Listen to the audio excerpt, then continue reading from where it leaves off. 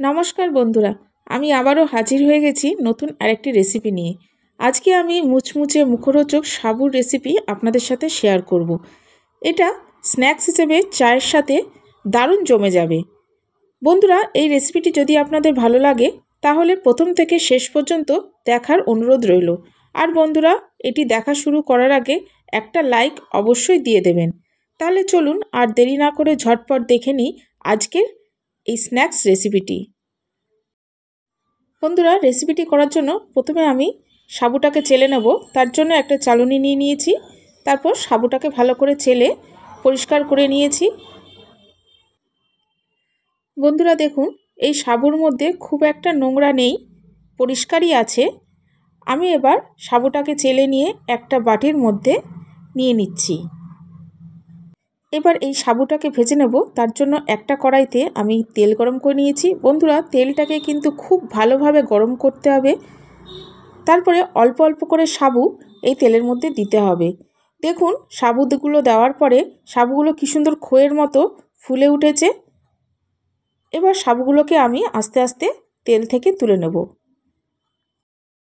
যখন দেখবেন সাবুর মধ্যে বুদবুদগুলো কম হয়ে গেছে, তখন এগুলোকে আস্তে আস্তে তুলে নিতে হবে। আর বন্ধুরা, খেয়াল রাখবেন যখন সাবুগুলো তেলের মধ্যে দেবেন, তেলটা যেন খুব ভালো মতো গরম থাকে। সাবু ভাজতে ভাজতে আপনাদের বলে রাখি, আজকে আমার ভিডিওটি দেখতে যদি কোনো নতুন বন্ধু এসে থাকেন তাহলে অবশ্যই আমার চ্যানেলটিকে সাবস্ক্রাইব করে দেবেন। পাশে থাকা বেল বাটনের অল অপশন প্রেস করে দেবেন, যাতে আমার ভিডিওটি আপলোড হওয়া মাত্রই সবার প্রথমে আপনাদের সামনে পৌঁছে যায়। বন্ধুরা, আমি আবারও এক মুঠো সাবু দিয়ে দিচ্ছি। সব সাবু একেবারে ভাজতে যাবেন না, অল্প অল্প করে সাবু দিয়ে বারে বারে ভাজবেন। এগুলোকেও আমি ভাজা হলে তুলে নিচ্ছি। এই সাবু ভাজা আরও মুখরোচক করার জন্য কিছু জিনিস আমি ভেজে নেব। এর মধ্যে দিয়ে দিলাম আমি বাদাম দিয়ে বাদামটাকে আমি ভেজে নেব। বন্ধুরা, বাদামটা সবসময় লো টু মিডিয়াম ফ্লেমে ভাজবেন, তাহলে বাদামটা খুব সুন্দর ভাজা হবে, ওপর থেকে পুড়ে যাবে না। দেখুন বন্ধুরা, বাদামগুলো আমার সুন্দর ভাজা হয়ে গেছে। এবার আমি এগুলোকে তুলে নেব। আমার প্রিয় বন্ধুরা, আমি আপনাদের জানাই আমার বুক ভরা ভালোবাসা, আন্তরিক শুভেচ্ছা, অভিনন্দন ও শ্রদ্ধা। আমি আপনাদের ভালোবাসা ছাড়া সামনের দিকে এগিয়ে যেতে পারবো না। দয়া করে আমাকে সামনের দিকে এগিয়ে যেতে সাহায্য করুন। এবার বন্ধুরা, আমি কারি পাতা দিয়ে কারি পাতাগুলোকে ভেজে নিচ্ছি।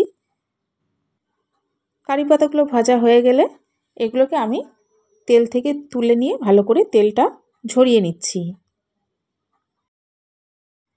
দেখুন বন্ধুরা, সাবুটা ভেজে কতটা ফুলে গেছে, আর কি সুন্দর ফোলা ফোলা হালকা হয়েছে, ঠিক যেন মনে হচ্ছে খই। এবার এখানে আমি মিশিয়ে দিচ্ছি আগে থেকে ভেজে রাখা বাদাম,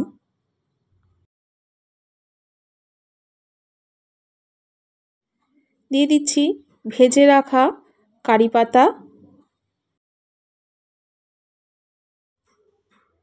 ঝুরি ভাজাটা একটু বেশি পরিমাণে দিচ্ছি, তাহলে এটা খেতে আরও ভালো লাগবে। সাবু ভাজাটা আরেকটু মশলাদার বানানোর জন্য এর মধ্যে দিয়ে দিচ্ছি হাফ চামচ বিট লবণ, দিয়ে দেব চাট মশলা, দিয়ে দিচ্ছি কাশ্মীরি লঙ্কার গুঁড়ো, আর দিয়ে দেব 1 চামচ মতো চিনির পাউডার। এবার এগুলোকে আমি খুব ভালোভাবে মিশিয়ে নেব। বন্ধুরা, এই রেসিপিটি কেমন লাগলো সেটা অবশ্যই কমেন্টস বক্সে কমেন্টস করে জানাবেন। বন্ধুরা, এইভাবে আমার তৈরি হয়ে গেল সাবু ভাজা। দেখলেন তো কত কম সময়ে আর খুব সহজেই তৈরি হয়ে গেল আমার একটি স্ন্যাক্স রেসিপি, যেটা চায়ের সাথে খেতে খুব ভালো লাগবে। তাহলে বন্ধুরা, আজকে আসি, আবার দেখা হবে নেক্সট এপিসোডে নতুন কোনো রেসিপির সাথে। ততক্ষণ ভালো থাকবেন, সুস্থ থাকবেন।